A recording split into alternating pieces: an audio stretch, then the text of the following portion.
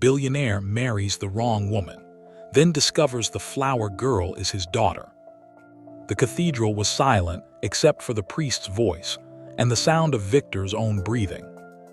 He stood at the altar in a suit that cost more than most people's cars, looking at a woman in white who was smiling at him like she had just won something. And maybe she had. Maybe they both had. Or maybe they had both lost something they did not even know they were missing. The priest asked the question, the one everyone waits for. Victor opened his mouth to answer. And that is when the flower girl stepped into the aisle. She was small, probably 4 years old, dark curly hair pinned back with a ribbon that matched her pale pink dress. She walked slowly, carefully, scattering rose petals with the kind of focus that only children have. Like this was the most important job anyone had ever given her. Victor watched her without really thinking about it. Kids at weddings, cute, normal. Then she looked up, and Victor felt his heart stop. Those eyes, dark and wide and framed by lashes that went on forever. He knew those eyes. He had seen them in his grandmother's portrait, in old family photographs, in his own reflection every single morning of his life. Those were his eyes. The little girl finished her walk and ran, not to the bride's side, not to anyone in the wedding party. She ran to a woman sitting 3 rows back, a woman in a simple navy dress with dark hair pulled over one shoulder and a face white as paper. A woman Victor had buried 5 years ago. Una. She caught the child in her arms and pulled her close, and then she looked up, straight at Victor, straight through him. Their eyes met across the cathedral. And everything Victor thought he knew about his life fell apart in the space of a single heartbeat. If you have ever lost someone you loved, if you have ever discovered that everything you believed was a lie, then you already know how this feels. And if you want to understand how Victor ended up here, marrying the wrong woman while his daughter threw flowers at his feet, you need to know what happened 5 years ago. You need to know how he met her, how he lost her, and who took her away. Subscribe now if you have not already, because this story is going to stay with you long after it ends. Let me take you back. 5 years earlier. It started with rain. Victor was 26 years old, exhausted from a 14-hour flight from Tokyo, and standing outside a bookshop in the arts district because his driver had not shown up. His phone was dead. His suit was soaked, and he was watching the rain come down in sheets, wondering how his life had become a series of obligations he no longer remembered agreeing to. He was the heir to the Hale family fortune. Newspapers called him one of the most eligible bachelors in the country. Business magazines put him on covers with headlines about vision and leadership and the future of industry. None of them knew that most days he felt like he was drowning in a life someone else had designed for him. The bookshop door swung open and almost knocked him into the street. "Oh my God, I am so sorry." He turned around and saw her for the first time. She was maybe 24, 25, ink stains on her fingers, a canvas bag stuffed so full of books that the strap was about to give up. Her umbrella was broken, bent in half, completely useless against the weather. And she was laughing. Not at him, at the situation, at the rain and her broken umbrella and the general absurdity of the moment. "You look miserable," she said. Victor blinked. People did not talk to him like that, not since he had taken over the company, not since the name Hale started meaning something that made people careful around him. "You look like you robbed a library," he said. That made her laugh harder. It was a good laugh, warm and unguarded and completely genuine. "Fair enough," she said. "I am Una." "Victor." She did not recognize the name, did not do that thing people always did when they realized who he was, the little pause, the recalculation, the sudden shift to careful politeness. She just smiled and held out her broken umbrella. "Want to share? It does not really work, but it is better than nothing." Victor looked at the umbrella, looked at her, looked at the rain. And for the first time in months, he smiled. That was the beginning. They walked 3 blocks together under that broken umbrella, both of them getting soaked anyway.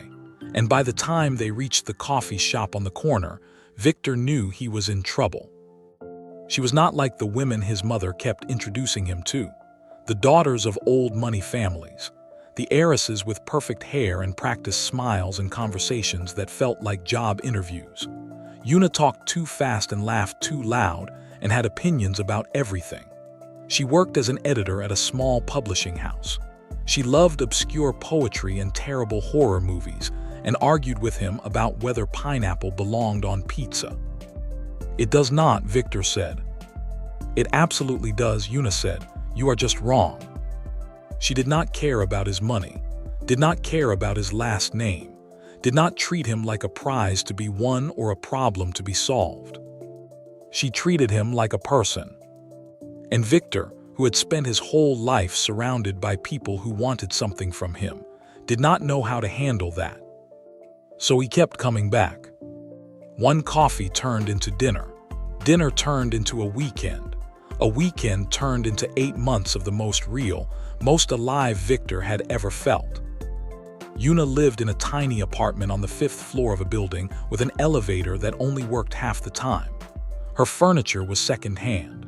Her kitchen was barely big enough for one person, let alone 2. She had a balcony that fit exactly 2 chairs and a small table, and they would sit out there at night and talk for hours while the city glittered below them. She told him about her childhood. Her parents had died when she was young, and she had been raised by an aunt who did her best but never really understood her. She had worked her way through college, taken jobs she hated, built a life from nothing. I am not impressive, she said one night. Not like you, I am just trying to figure it out as I go. Victor shook his head. You are the most impressive person I have ever met. She laughed like she did not believe him, but her hand found his in the dark and she held on. He told her things he had never told anyone, about the pressure of being a Hale, about his father, who had died when Victor was 19 and left him a company to run before he was ready, about his mother, who had filled the vacuum with expectations and demands and a constant, exhausting need for control.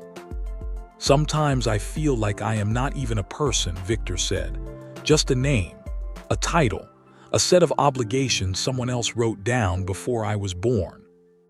Una did not offer advice, did not try to fix it, she just listened. And then she said, "You are a person to me." That was all, 4 words. But Victor felt something crack open in his chest when she said them, something that had been locked away for a very long time. He loved her. He did not say it right away. The word felt too big, too dangerous, but he felt it. Every time she laughed at his jokes, every time she fell asleep on his shoulder during bad movies, every time she argued with him about something stupid and then kissed him in the middle of the argument.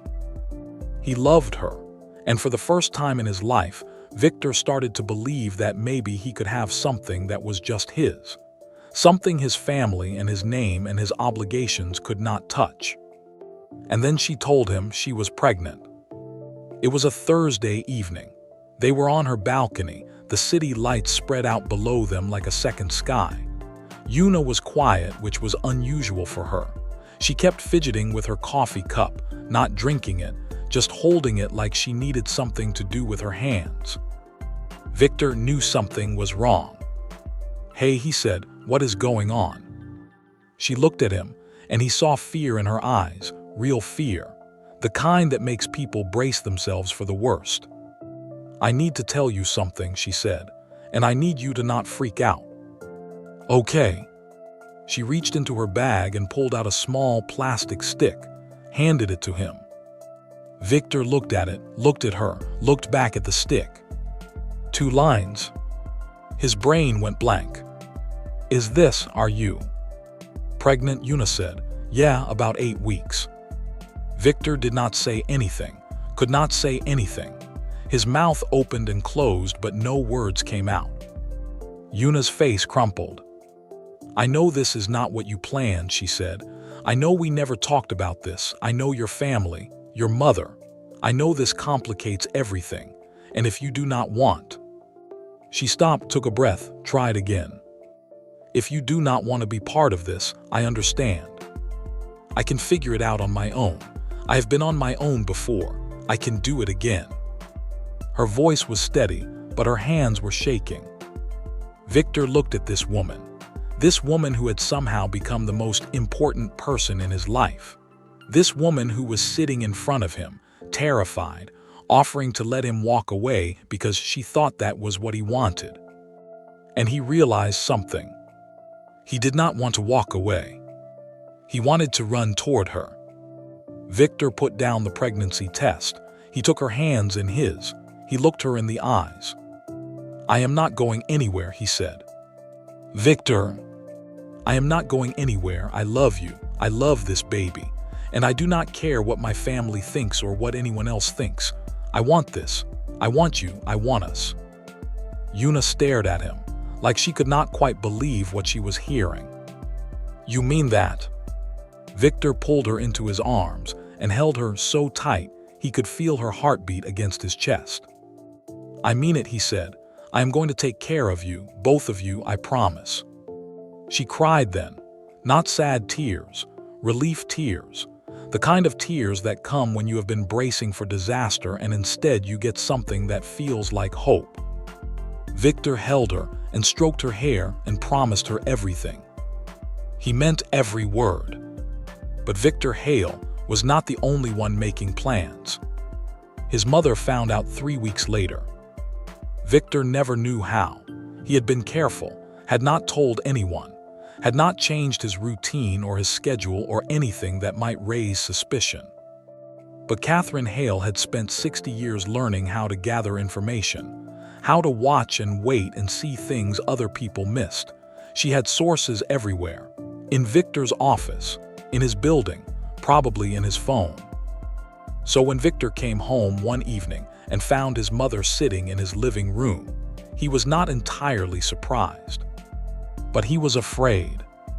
Catherine Hale was 63 years old and looked 50. She dressed like money and spoke like power, and had a way of looking at you that made you feel like you were being evaluated for a position you would never get. She had run the Hale family since Victor's father died, and she ran it the way she ran everything, with precision, with control, with an absolute certainty that she knew best. Victor loved his mother.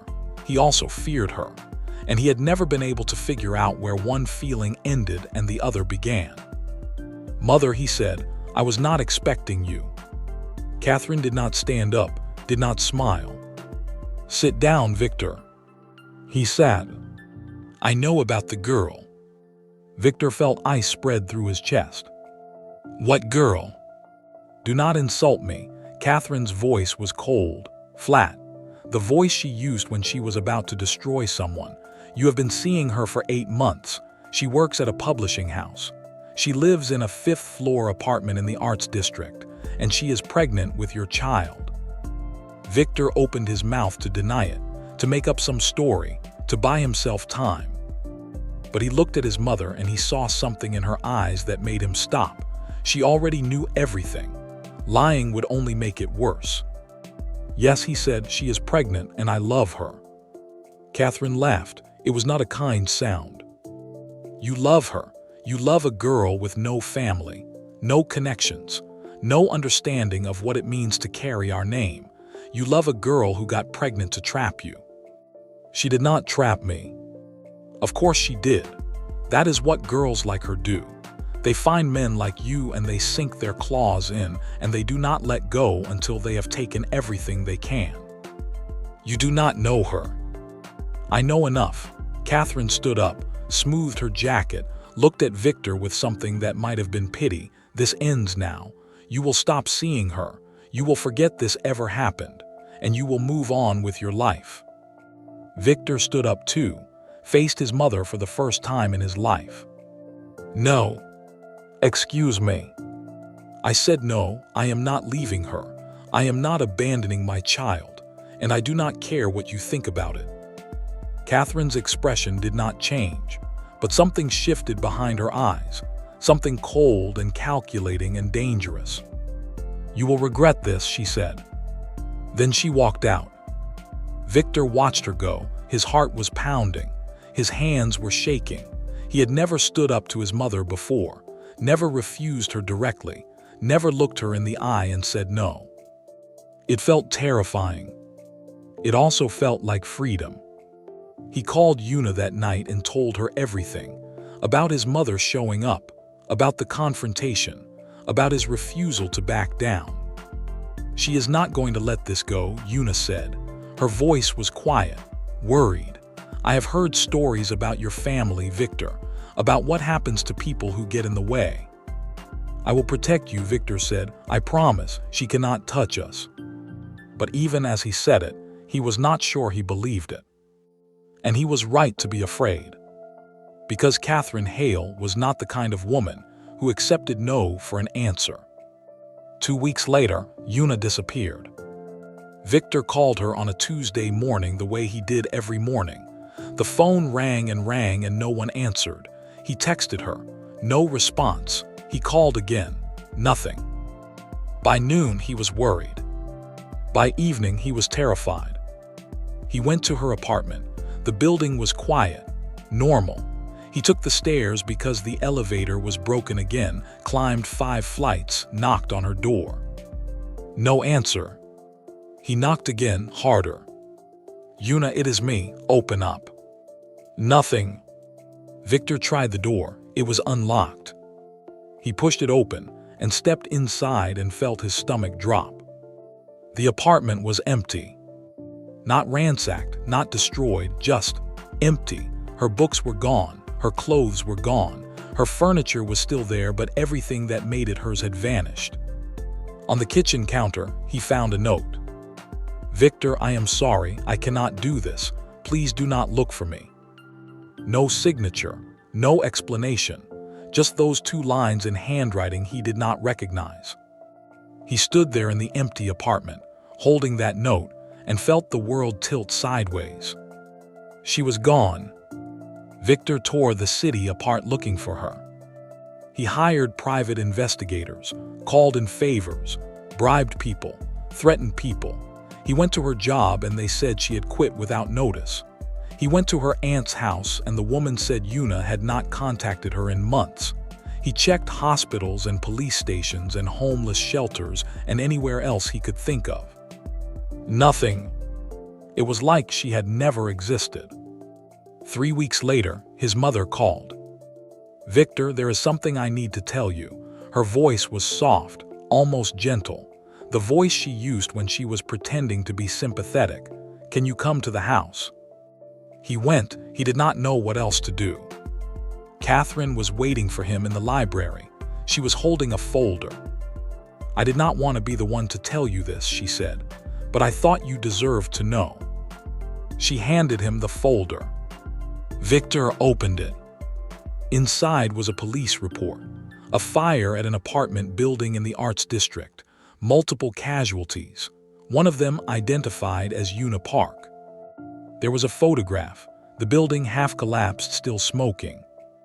There was a death certificate. Her name, her age, cause of death, smoke inhalation. There was nothing left to recover, Catherine said. "I am sorry, Victor, she is gone."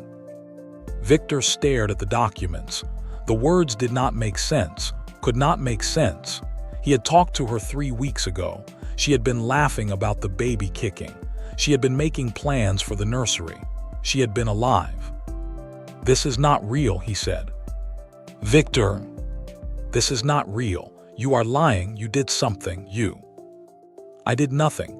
Catherine's voice was sharp now, impatient. "The police report is real. The death certificate is real. She died in a fire, Victor. I am sorry, but she is gone. And the sooner you accept that, the sooner you can move on with your life." Victor looked at his mother, at her calm face, at her steady hands. And he wanted to believe she was lying. But the documents were real. The official seals were real. The photographs were real. And he was so tired, so broken, so desperate for any explanation that made sense. He believed her. The funeral was on a rainy Sunday. They buried an empty casket in a cemetery outside the city. Victor stood at the graveside with an umbrella he forgot to open, letting the rain soak through his suit, watching them lower the box into the ground.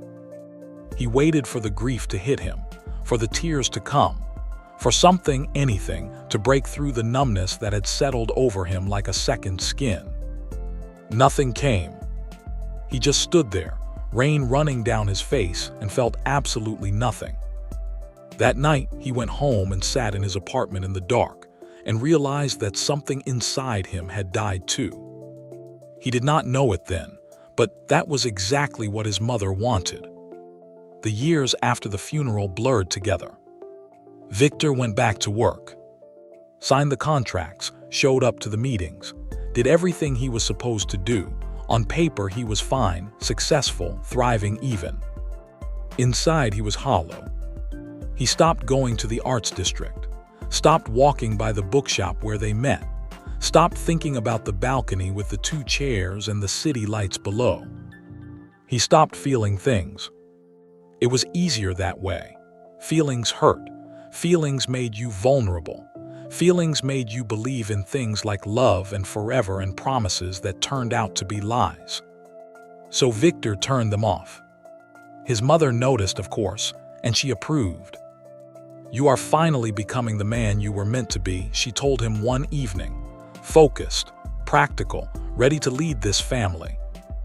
Victor nodded and said nothing.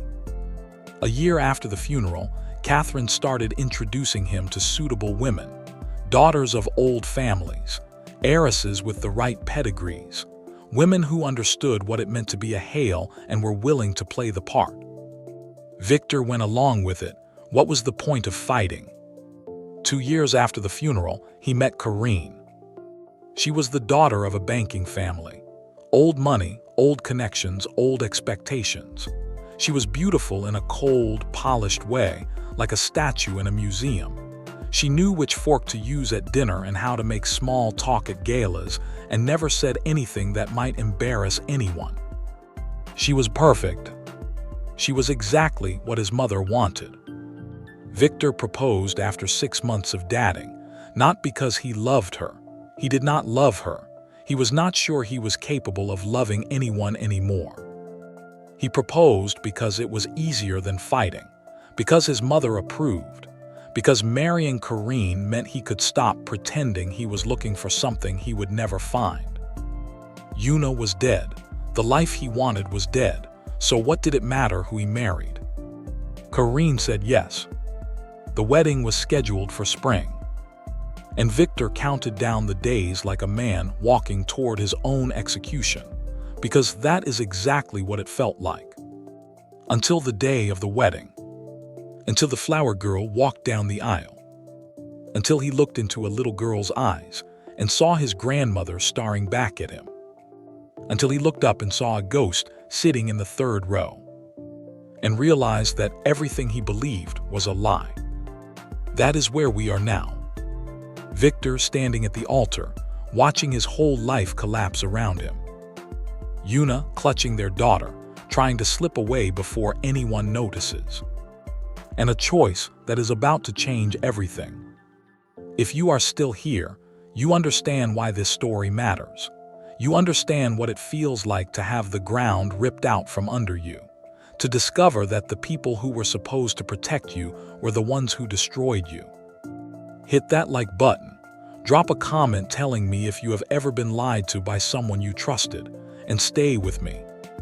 Because we are just getting started. The ceremony ended, and Victor did not remember any of it. He must have kissed the bride, must have walked down the aisle with her hand in his, must have smiled and shaken hands and accepted congratulations from people whose faces he could not have described 5 seconds later. His body went through the motions. His mind was 3 rows back, stuck on a woman in a navy dress who should not exist. By the time he extracted himself from the receiving line, Una was gone. She had slipped out a side door the moment the ceremony ended, The little girl clutched to her chest and disappeared into the crowd of guests heading toward the reception. But she could not have gone far. The reception was being held at the Hale estate, 200 acres of manicured gardens and old architecture, and enough security to track everyone who came and went. Victor found her in the rose garden. She was standing behind a hedge, half hidden, the child asleep against her shoulder. Her posture was tense, defensive, like she was ready to run the moment she saw him. When she did see him, she flinched. And then she held very still. Neither of them spoke. 5 years stood between them. 5 years of grief and silence, and a lie so big it had swallowed both of their lives. Victor did not know how to start, did not know what words could possibly be enough. So he said the only thing that was true. "You are alive." His voice came out rough, broken, like something inside him had cracked open and he could not put it back together.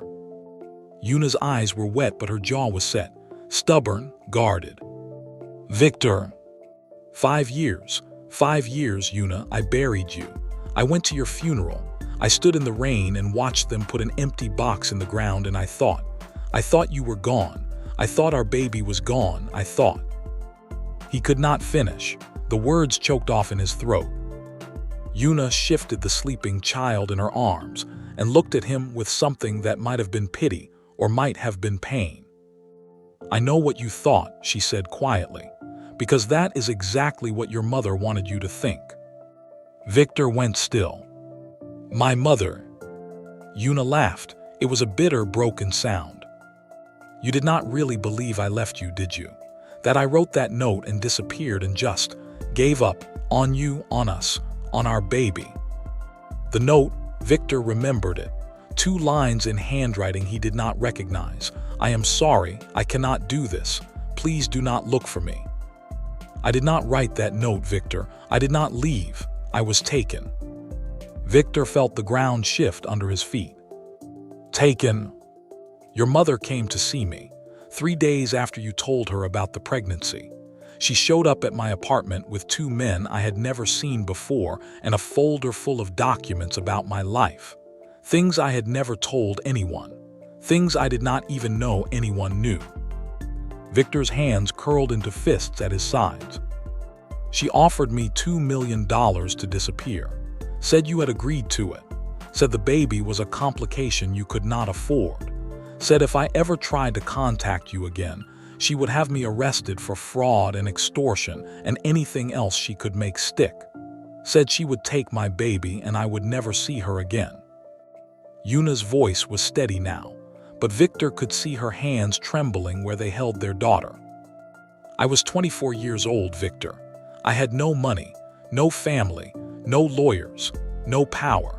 And the most powerful woman in the city was standing in my living room telling me that the man I loved wanted me gone.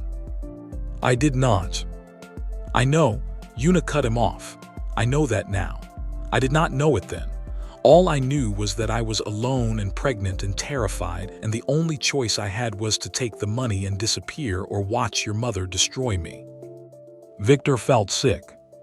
"So you left." "I took the money. I moved to another city. I changed my name. I had the baby alone in a hospital where no one knew who I was, and I spent 5 years trying to figure out how to survive, how to raise a daughter by myself, how to explain to her why her father was not there." The little girl stirred in Yuna's arms, made a small sound, settled back into sleep. Victor looked at her, really looked, at the dark curls and the shape of her face and the way her small hand curled against her mother's shoulder. His daughter. He had a daughter. "Her name is Lily," Yuna said. "She is 4 years old. She is smart and stubborn, and she asks about her father sometimes. I never know what to tell her." Victor felt something crack open in his chest, something that had been frozen solid for 5 years. "Why are you here?" he asked. "At my wedding, why now?" Yuna's expression hardened. "Because your mother invited me." "What?" "She sent me an invitation. Made sure I knew the date and time and location. Made sure I knew you were marrying someone else. She wanted me to see it. Wanted me to know that she had won. That no matter what I did, she had taken everything from me and there was nothing I could do about it. Victor's jaw tightened. But she made a mistake, Una continued. She did not expect me to actually show up, and she definitely did not expect me to bring Lily. Why did you bring her?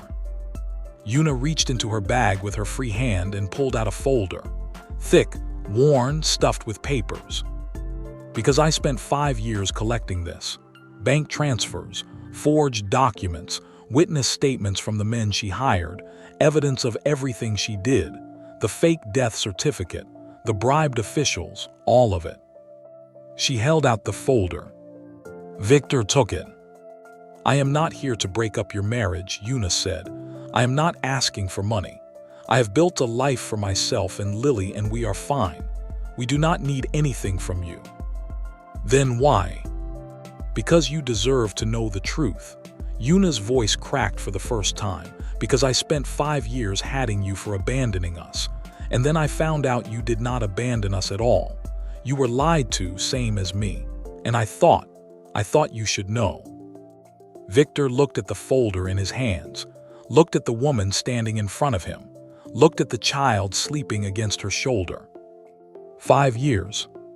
5 years of grief and emptiness and thinking he was broken beyond repair. 5 years of believing the only woman he ever loved was dead. And it was all a lie. Victor. He looked up. Una's eyes were wet, but her voice was steady. I do not expect anything from you. I know you just got married. I know your life is what it is. But Lily is your daughter. And whatever you decide to do with that information, I thought you should have it. She turned to leave. Wait. She stopped.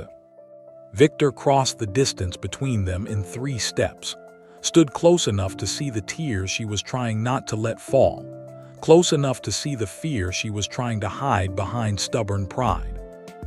I am not letting you walk away, he said. Not again. Una stared at him. Your wife is inside. Your mother is inside. Your whole family. I do not care. Victor. He reached out, touched her face, felt her flinch and then lean into his hand like she could not help herself. I mourned you, he said. I buried you. I spent 5 years thinking I would never see you again. And now you are standing in front of me alive with our daughter in your arms and you think I am going to let you disappear again. Una's composure cracked. I do not know what you want from me, she whispered. I want you to stay, Victor said. I want to meet my daughter. I want to know what her favorite color is and what makes her laugh and what she looks like when she is sleeping in a bed instead of her mother's arms. I want to know who you are now, who you became, what the last 5 years did to you. He stepped closer. I want 5 years back, and I know I cannot have that, but I can have whatever comes next, if you let me. Una looked at him for a long moment, searching his face for something. A lie, a trick, some sign that this was too good to be true. Then she closed her eyes and let out a breath that sounded like it had been trapped in her chest for 5 years. Okay, she said. Okay. Okay, but Victor. Yeah. She opened her eyes. Your mother is going to destroy you for this. Victor smiled. It was not a happy smile. Let her try. If you have made it this far, you already know this story is not over. Victor just chose a woman he thought he lost forever over a marriage that was never real. He is holding proof that his own mother destroyed his life. And somewhere inside that estate, Catherine Hale is waiting, completely unaware that everything she built is about to come crashing down. But confronting a woman like that does not come without consequences. And Una knows better than anyone what Catherine Hale is capable of when she feels threatened. The question is not whether there will be a fight. The question is who will be left standing when it is over. Like this video if you are invested. Comment and tell me what you would do if you found out someone you trusted had been lying to you for years. And subscribe to Untold Desires by Mr. Lewis if you want to see how this ends. Victor walked back into the reception with Yuna's folder tucked under his arm and a decision already made. The ballroom was full of people, crystal chandeliers, white tablecloths, a string quartet playing something classical and forgettable. Guests mingled with champagne glasses in hand, laughing at jokes that were not funny, making small talk about things that did not matter. His bride was standing near the cake, accepting congratulations from a woman Victor vaguely recognized as someone's wife. Karine was smiling, that perfect, practiced smile she wore like armor, the smile that said everything is fine even when nothing was. She looked up when Victor entered. Her smile flickered for just a moment. Something like concern crossed her face before she smoothed it away. "There you are," she said. People were starting to wonder. Victor crossed the room toward her. Guests parted to let him through. Some of them were already whispering. He had been gone too long. The groom disappearing during his own reception was not a good look. He did not care. "We need to talk," he said quietly. Karine's smile stayed fixed, but her eyes went cold. "Now, in the middle of our reception?" "Yes, now." She studied his face for a moment. Whatever she saw there made her set down her champagne glass. "Fine," she said, "but make it quick." They stepped into a small anteroom off the main ballroom. A coat closet, really, cramped and dim and smelling faintly of cedar. Karine turned to face him with her arms crossed. "What is this about?" Victor did not know how to say it gently, did not know if gentle was even possible. So he just said it. "I am filing for annulment." The words hung in the air between them. Karine did not react at first, just stared at him like he had spoken in a language she did not understand. Then she laughed. "You are joking." "I am not. We have been married for less than 2 hours, Victor. You cannot possibly." "I can and I am." Her laughter died. Something harder took its place. "Why?" Victor hesitated. He did not owe her an explanation. Their marriage had never been about love. They both knew that. It was a business arrangement dressed up in white lace and wedding vows. But she was still a person. She still deserved something closer to the truth than a lie. "There is someone else," he said. "Someone I thought I lost a long time ago. I just found out she is alive." Karine's expression flickered, surprise, then anger, then something that looked almost like relief. "The woman in the garden," she said, "the one with the child."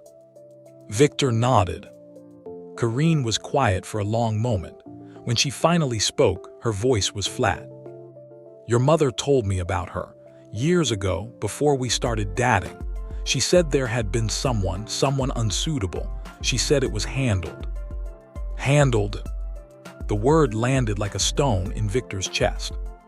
"She said it was handled," Karine repeated. "I did not ask what that meant. I did not want to know." "And you were fine with that?" Karine shrugged, one shoulder elegant even now. "I was fine with the arrangement. I was fine with the money. I was fine with the name. What happened before I came along was not my concern." Victor stared at her. This woman he had agreed to spend his life with. This woman who had known, on some level, that his mother had destroyed someone to clear the path for her. And she had not cared. "The annulment," he said. "I will make sure you are compensated. Whatever you want. I am not trying to hurt you."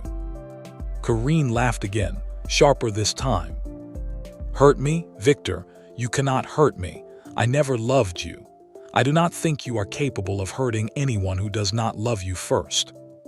She picked up her champagne glass from where she had set it down, took a long sip. "File your annulment," she said. "Take your ghost and your child and whatever else you think you want. But do not pretend this is some noble choice. You are just trading one cage for another." She walked out of the coat closet and back into the reception without looking back. Victor stood alone in the dim room, her words echoing in his head, trading one cage for another. Maybe she was right. But at least this time, the cage was one he chose. He found his mother in the library. Of course she was in the library. It was her favorite room in the estate, floor-to-ceiling bookshelves filled with books she had never read, a fireplace that burned year-round because she liked the aesthetic, leather chairs that cost more than most people's rent. Catherine was sitting by the fire with a glass of scotch in her hand. She did not look up when Victor entered. "You spoke to her," she said. "It was not a question." Victor closed the door behind him. "Yes.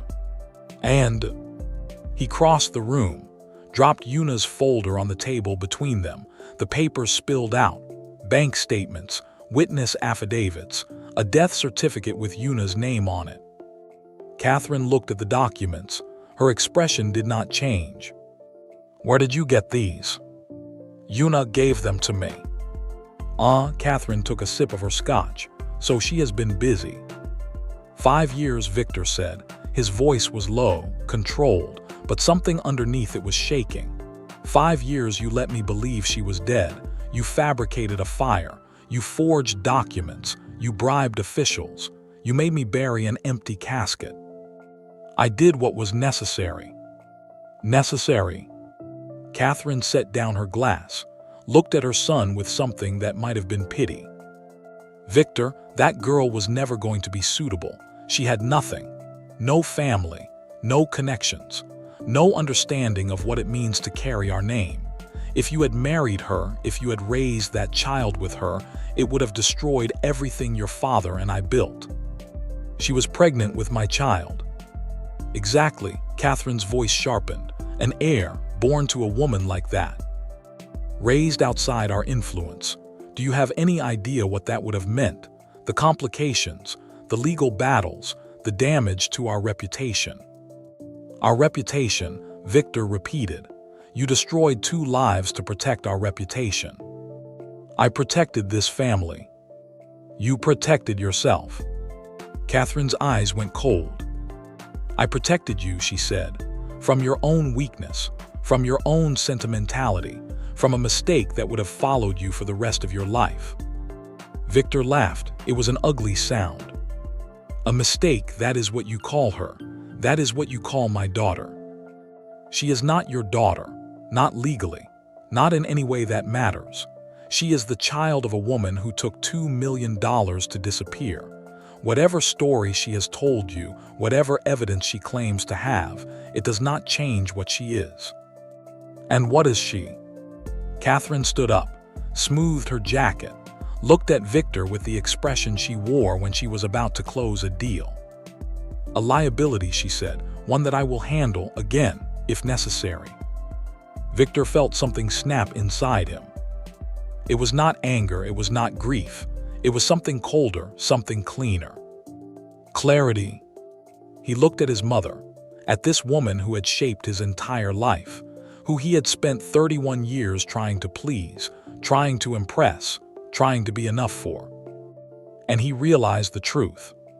He would never be enough.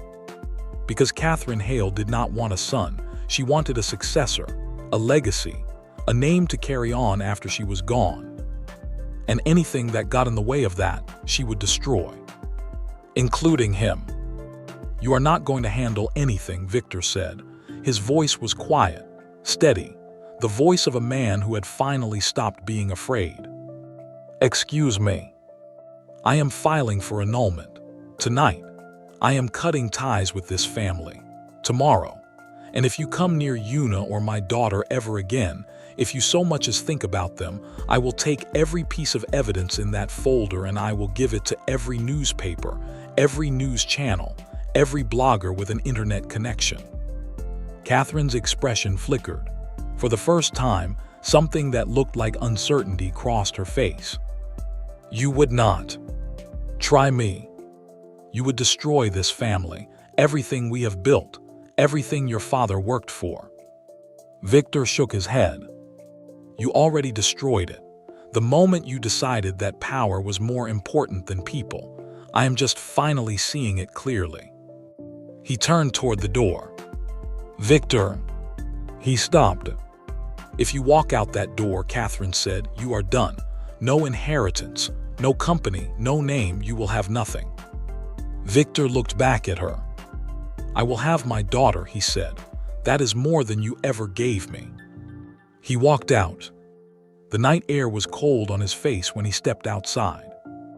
Victor stood on the terrace, breathing in the sharp January wind, letting it clear his head.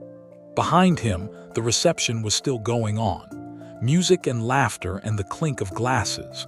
A party celebrating a marriage that was already over. He should feel something: panic, regret, fear of what came next. But all he felt was relief. Like he had been holding his breath for years and finally remembered how to exhale. "You okay?" He turned around. Una was standing in the doorway.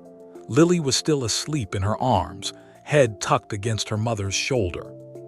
"I talked to my mother," Victor said. "I figured." Una stepped out onto the terrace. "I could hear the yelling from the garden." Victor almost smiled. "She did not take it well." "Did you expect her to?" "No, but I think part of me hoped. I do not know, that she would apologize, that she would admit she was wrong, that somewhere underneath all of it there was something like a real mother." Una was quiet for a moment. "Some people cannot admit they are wrong," she said finally, "because admitting it would mean looking at everything they have done, and that is too much to carry." Victor looked at her, at this woman who had survived 5 years of exile, who had raised a child alone, who had every reason to hate him and instead was standing here, offering something that sounded like understanding. "How did you do it?" he asked. "Do what?" "Survive all those years by yourself." Una shifted Lily's weight in her arms, looked out at the dark garden. "I did not have a choice," she said. "When you do not have a choice, you just keep going, one day at a time, one foot in front of the other. You find work, you pay rent, you figure out how to be a mother when you have no idea what you are doing. And eventually the days add up and you realize you are still here, still standing." She looked back at him. It was not brave, it was not noble, it was just survival. And honestly, some days the only reason I kept going was because of her. She looked down at Lily, sleeping, peaceful, completely unaware of the chaos swirling around her. "She needed me," Una said, "so I did not have the option of falling apart." Victor felt something tighten in his chest. "I should have been there," he said. "You did not know." "I should have fought harder, should have kept looking, should have." "Hey." Una reached out with her free hand, touched his arm. "You cannot carry guilt for something you did not do. Your mother made a choice. I made a choice. Neither of us gave you the chance to make one. That is not your fault." Victor looked at her hand on his arm, small, warm, real. "I want to be there now," he said, "for both of you, if you will let me." Una studied his face for a long moment, searching for something. A lie, a trick, some sign that he was going to hurt her again. Whatever she found, it seemed to be enough. "Okay," she said. "Okay. But we are doing this slowly, Victor. I am not. I cannot just pretend the last 5 years did not happen. I have built a life. Lily has a routine, a school, friends.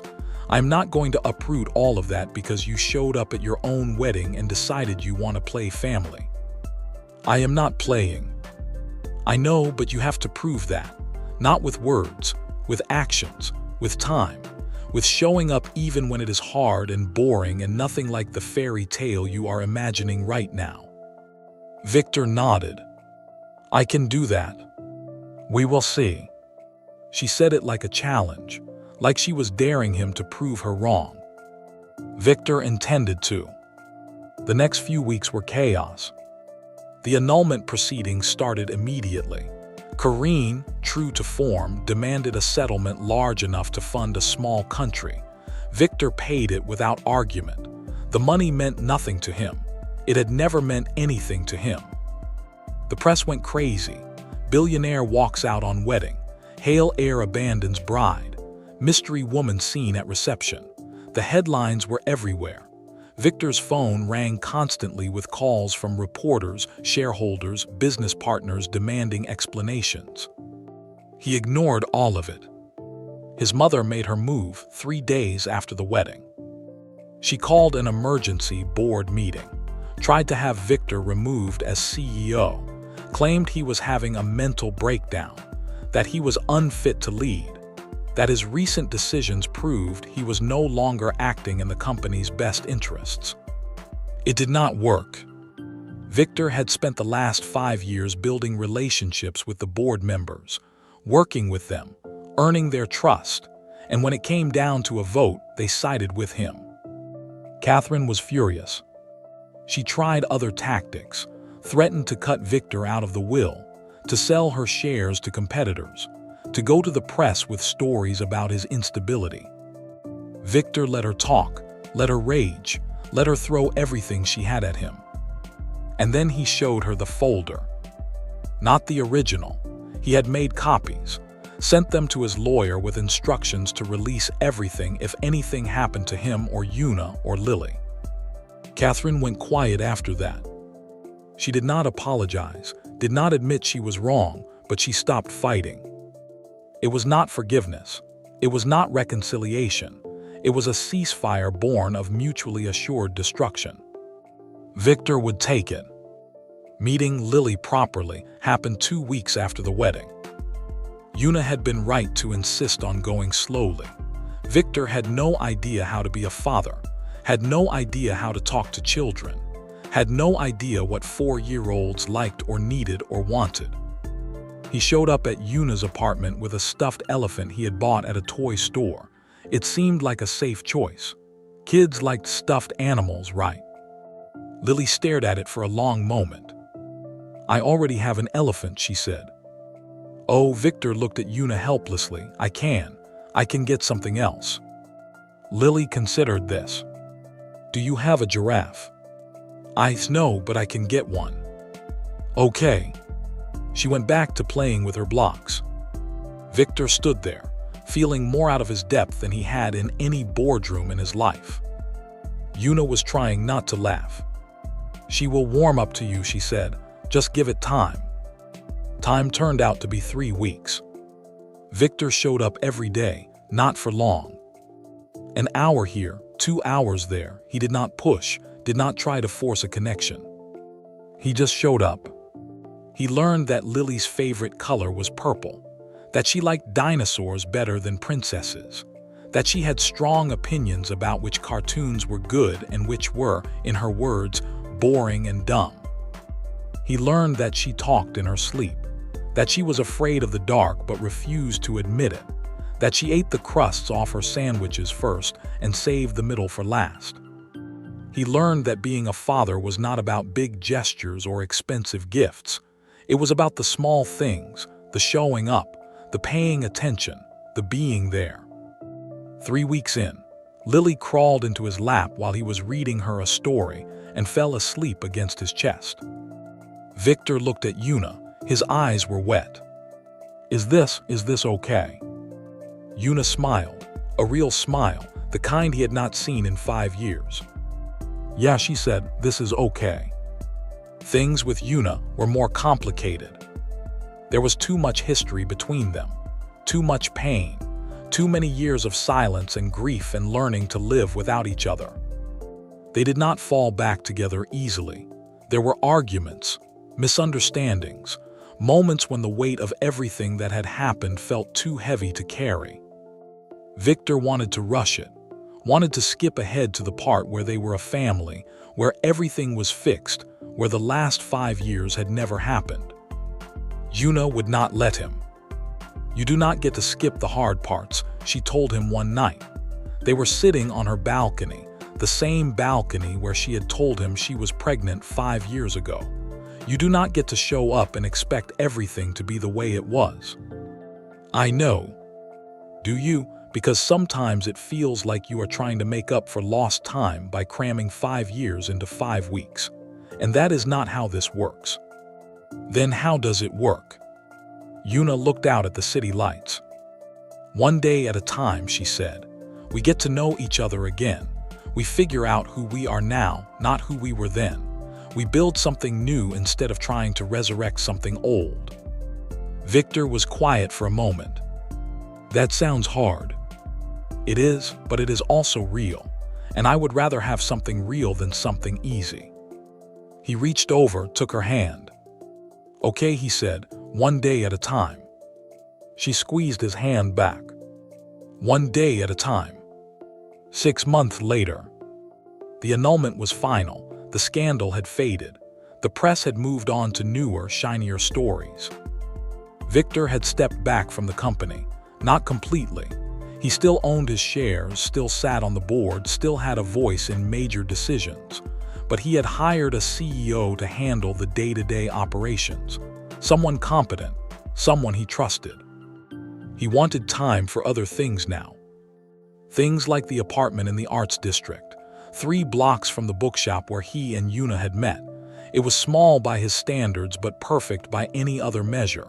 2 bedrooms, a kitchen big enough to cook in, a balcony that fit 3 chairs now instead of 2.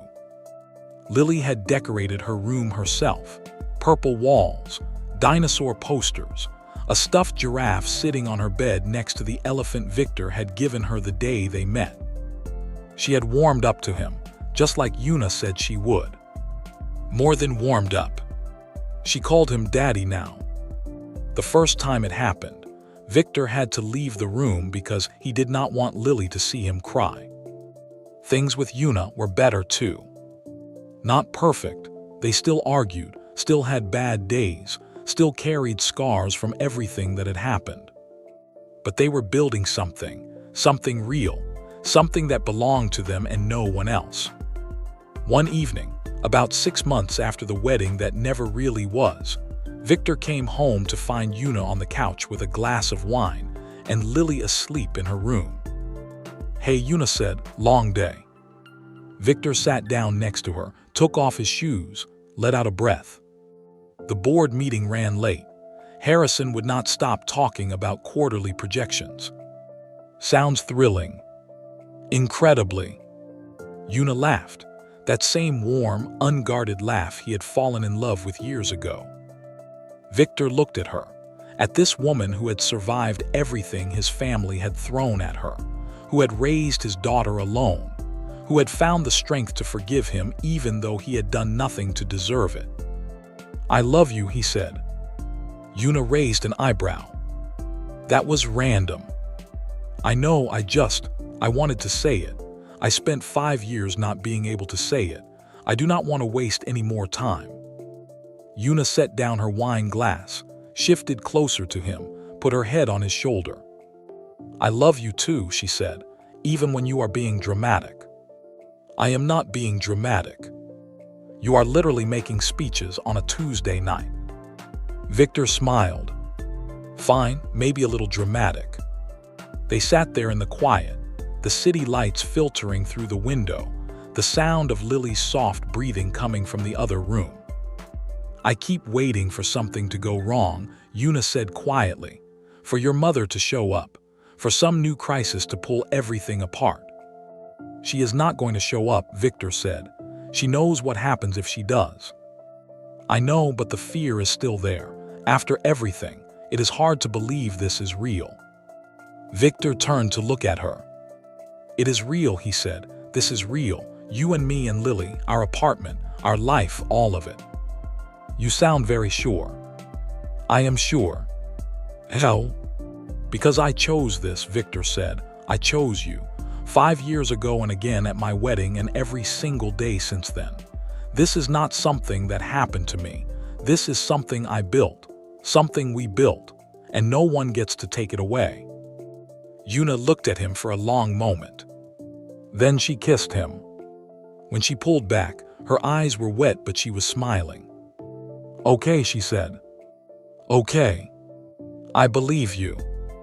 Victor pulled her close and held her and felt something settle in his chest. Peace. For the first time in 5 years, he felt at peace. The next morning, Victor woke up to the sound of small feet running down the hallway.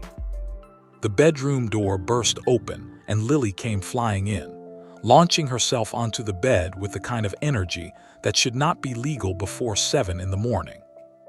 "Daddy, Daddy, wake up." "I am awake," Victor mumbled. His face was half buried in the pillow. "I am very awake now." "Mommy said we can make pancakes." "Did she?" "She did. She said you have to help." Victor lifted his head, looked at Una, who was standing in the doorway with a cup of coffee and a completely innocent expression. "I said no such thing," she said. Lily frowned. "You said Daddy could help if he wanted to." "That is different." Lily shook her head. "No, it is not. Come on, Daddy." She grabbed his hand and started pulling. Victor let himself be dragged out of bed, still half asleep, still wearing yesterday's clothes. Una was laughing. "You should see your face right now." "I have not had coffee yet." "That sounds like a personal problem." "You are enjoying this." "Absolutely." Victor let Lily drag him into the kitchen, let her boss him around while they made pancakes that were more misshapen than round, let her cover half the counter in flour because she wanted to help with the mixing.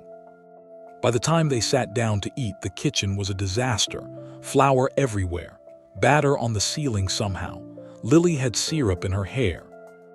Victor looked at the mess, looked at his daughter, looked at Una, who was trying to wipe syrup off Lily's cheek while Lily squirmed away. And he thought about the life he was supposed to have. The perfect wedding, the suitable wife, the pristine estate, the family legacy. He thought about what his mother had wanted for him, what she had planned, what she had been willing to destroy to make happen. And he realized something. This messy, chaotic, imperfect life was better than anything she could have given him. This was real. This was his. And he would not trade it for anything. "Daddy." "Yes, sweetheart." "Your pancake has a face." Victor looked down at his plate. Lily had arranged the chocolate chips into a lopsided smiley face. "It does," he said. "I made it for you." Victor's chest went tight. "Thank you," he said. "It is perfect." Lily beamed. Across the table, Una caught his eye. She was smiling. That soft, quiet smile she wore when she thought he was being ridiculous but loved him anyway. Victor smiled back. And for the first time in his life, he understood what it meant to be home. If you are still here, thank you. Thank you for staying with this story, for caring about these people, for wanting to see them find their way back to each other. This is what Untold Desires by Mr. Lewis is about. Stories that matter. Stories that make you feel something. Stories that remind you that no matter how dark things get, there is always a way forward. Victor lost 5 years. He lost the woman he loved and the daughter he never knew he had. He lost himself in a life that was never really his. But he found his way back. Not because it was easy, not because someone rescued him, but because he made a choice. He chose love over legacy, family over fortune, the messy, imperfect truth over the perfect, polished lie. And that is the lesson. You always have a choice. No matter who you are, no matter what has been taken from you, no matter how powerful the people are who want to control your life, you always have a choice. Make the one that matters. Like this video if it moved you. Comment and tell me about a time you had to choose between what was easy and what was right. Share it with someone who needs to hear this story. And subscribe to Untold Desires by Mr. Lewis. Because this is just the beginning. I will see you in the next one.